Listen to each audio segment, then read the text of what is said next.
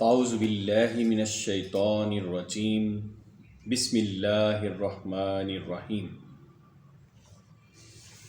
معزز سامعین و ناظرین، السلام علیکم۔ آج ہم آداب زندگی کے سلسلے میں جس ادب کی بات کریں گے وہ ہے سونے اور جاگنے کے متعلق، تاکہ ہم یہ بات اپنی زندگی میں راسخ کر سکیں کہ ہمارے پیارے آقا صلی اللہ علیہ وآلہ وسلم جب سونے لگتے تھے یا جب جاگتے تھے تو ان کے معمولات کیا تھے، اور ہم ان پر عمل پیرا ہو کر اپنی عاقبت کو بہتر کر سکیں اور ہماری زندگی جو ہے پیارے آقا کی سنت کے سانچے میں ڈھل سکے۔ پیارے آقا صلی اللہ علیہ وآلہ وسلم نے ارشاد فرمایا کہ جب شام کا اندھیرا ہو جائے تو اپنے بچوں کو گھر بلا لیجیے اور باہر نہ کھیلنے دیجیے۔ ہاں، جب رات کا کچھ حصہ گزر جائے تو اجازت دے سکتے ہیں۔ احتیاط اسی میں ہے کہ کسی اشد ضرورت کے بغیر بچوں کو گھر سے باہر نہ نکلنے دیں۔ پیارے آقا صلی اللہ علیہ وآلہ وسلم کا ارشاد ہے کہ چھوٹے بچوں کو گھر میں روک کے رکھو، اس لیے کہ اس وقت شیاطین پھیل جاتے ہیں۔ البتہ جب رات کی تھوڑی سی گھڑی گزر جاتی ہے تو آپ بچوں کو باہر بھیج سکتے ہیں۔ جب شام ہو جائے تو یہ دعا پڑھیے۔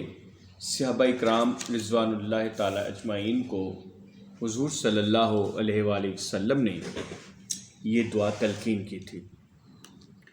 الہی، ہم نے تیری ہی توفیق سے شام کی اور تیری ہی مدد سے صبح کی، تیری ہی عنایت سے جی رہے ہیں اور تیرے ہی اشارے پر مر جائیں گے، اور انجام کار تیرے ہی پاس اٹھ کر حاضر ہوں گے۔ اور مغرب کی اذان کے وقت یہ دعا پڑھے۔ الہی، یہ وقت ہے تیری رات کے آنے کا، تیرے دن کے جانے کا اور تیرے مؤذنوں کی پکار کا، بس تو میری مغفرت فرما دے۔ عشاء کی نماز پڑھنے سے پہلے سونے سے پرہیز کیجیے۔ حضور صلی اللہ علیہ وآلہ وسلم کبھی بھی عشاء کی نماز پڑھنے سے پہلے نہیں سوتے تھے، اور رات ہوتے ہی اپنے گھروں میں روشنی کیجیے۔ حضور صلی اللہ علیہ وآلہ وسلم اس گھر میں سونے سے پرہیز فرماتے تھے جس میں روشنی نہ کی گئی ہو۔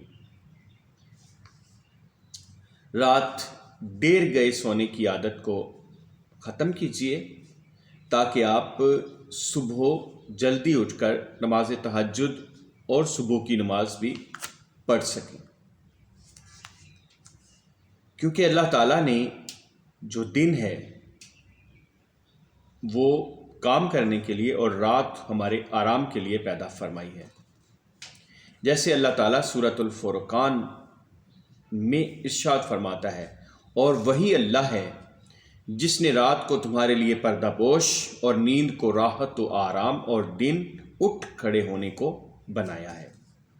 اور سورۃ النبا میں بھی ارشاد ہے، اور ہم نے نیند کو تمہارے لیے سکون و آرام، رات کو پردہ پوش اور دن کو روزی کی دوڑ دھوپ کے لیے بنایا ہے۔ اسی طرح جب ہم سونے کے لیے جائیں تو حضور صلی اللہ علیہ وآلہ وسلم کا جو بستر مبارک ہوتا تھا وہ بہت زیادہ آرام دہ نہیں ہوتا تھا۔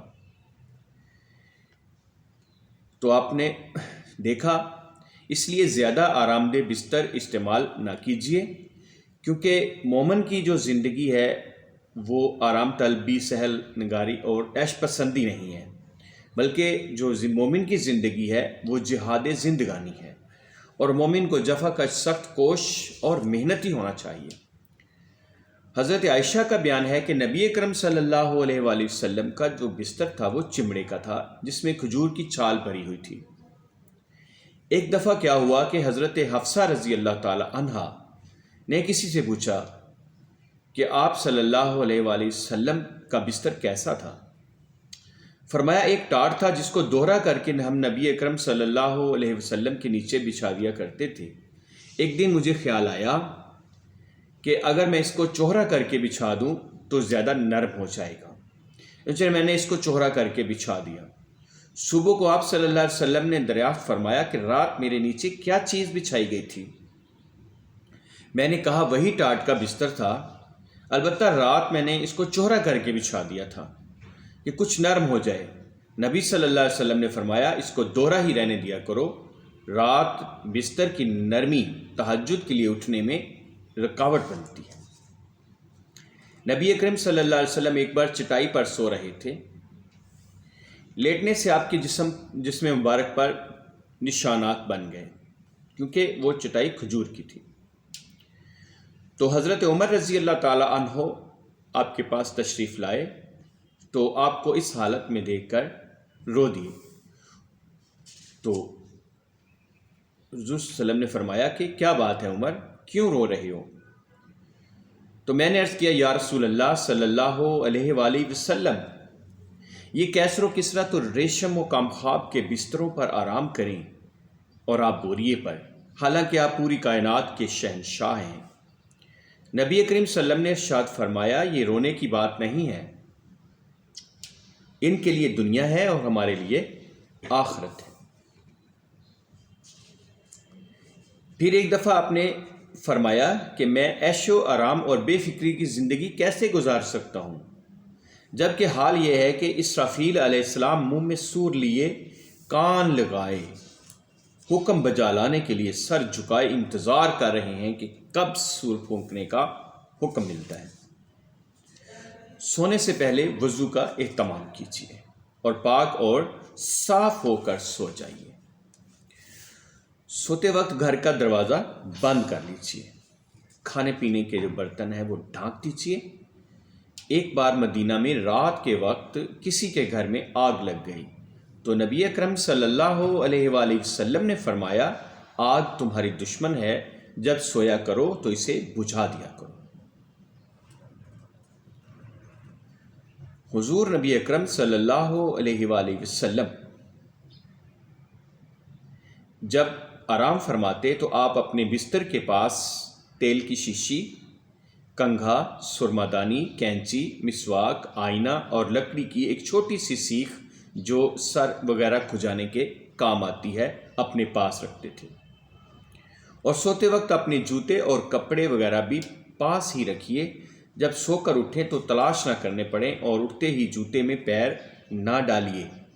اسی طرح کپڑے بھی بغیر جھاڑے نہ پہنیے، پہلے جھاڑ لیجئے، ہو سکتا ہے کوئی موذی جانور اس کے اندر چھپا بیٹھا ہو اور آپ کو تکلیف پہنچا دے۔ آپ صلی اللہ علیہ وآلہ وسلم نے فرمایا جب آدمی سونے کے لیے بستر پر پہنچتا ہے تو اسی وقت ایک فرشتہ اور شیطان اس کے پاس پہنچتے ہیں۔ فرشتہ اس سے کہتا ہے اپنے اعمال کا خاتمہ بھلائی پر کرو، اور شیطان کہتا ہے کہ اعمال کا خاتمہ برائی پر کرو۔ پھر اگر وہ آدمی اللہ کا ذکر کر کے سویا تو فرشتہ رات بھر اس کی حفاظت کرتا ہے۔ حضرت عائشہ صدیقہ رضی اللہ تعالی عنہ کا بیان ہے کہ حضور نبی اکرم صلی اللہ علیہ وسلم بستر پر تشریف لے جاتے تو دونوں ہاتھ اٹھا کر دعا مانگتے اور قل هو اللہ احد، قل اعوذ برب الفلق اور قل اعوذ برب الناس کی صورتیں تلاوت فرما کر دونوں ہاتھوں پر دم فرماتے اور پھر جہاں تک ہاتھ پہنچتا اسے جسم پر پھیر لیتے۔ سر، چہرے اور جسم کے اگلے حصے میں سے شروع فرماتے اور آپ 3 مرتبہ یہ عمل دہراتے۔ الہی، اور پھر آپ یہ کلمات پڑھتے، الہی مجھے اس روز عذاب سے بچا جس روز تو اپنے بندوں کو اپنے حضور حاضر کرے گا۔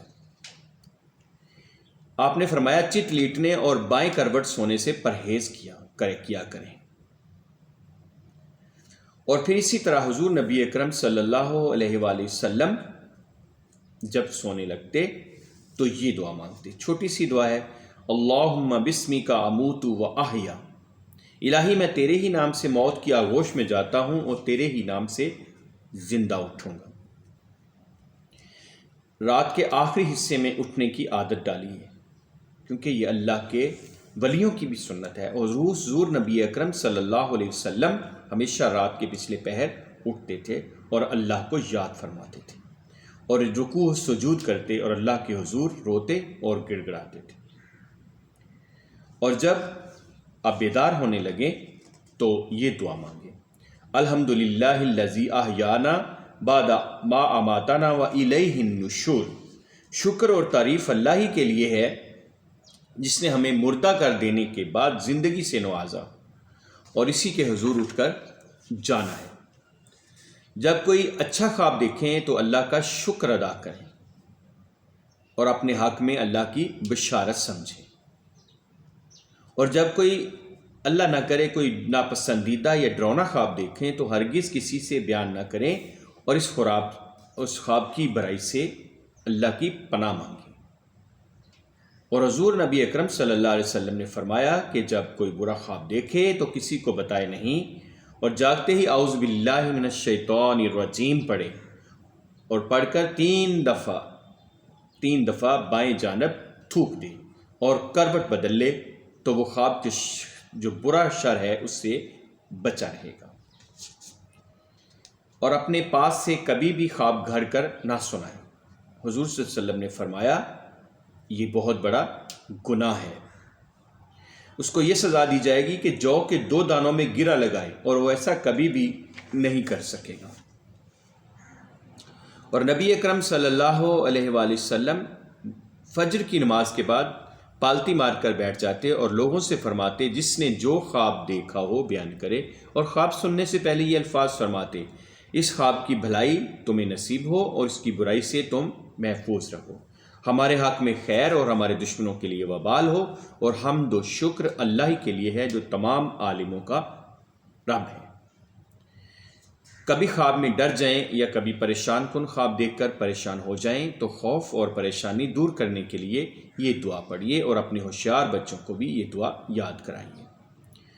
وہ دعا یہ ہے: اعوذ بکلمات اللہ التامۃ من غضبہ وعقابہ وشر عبادہ ومن ہمزات الشیاطین وان یحضرون۔ میں اللہ ہی کے کلمات کاملہ کی پناہ مانگتا ہوں، اس کے غضب و غصے سے، اس کی سزا سے، اس کے بندوں کی برائی سے، شیاطین کے وسوسوں سے، اور اس بات سے کہ وہ میرے پاس آئیں۔ ناظرین، آپ نے دیکھا آج ہم نے پیارے آقا صلی اللہ علیہ وآلہ وسلم کے جو سونے کے آداب اور جاگنے کے آداب کے بارے میں پڑھا۔ اللہ تعالیٰ سے دعا ہے، اللہ رب العزت سے یہ دعا ہے، اور پیارے آقا صلی اللہ علیہ وسلم کے وسیلے سے دعا ہے کہ ہمیں ان باتوں پر عمل کرنے کی توفیق عطا فرمائے اور ہماری زندگی کو حضور صلی اللہ علیہ وسلم کی سنتوں کے سانچے میں ڈھال دے۔